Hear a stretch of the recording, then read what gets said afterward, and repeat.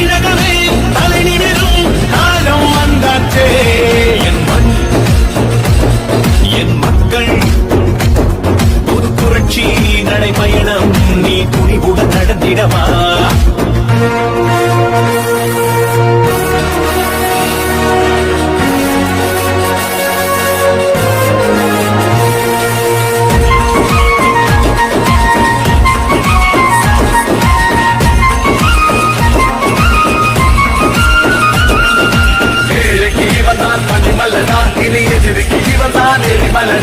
தமிழகம் தாங்கும் தாமரனா நம்ம தமிழுக்கு இவன்தான் மலர்பிறனா.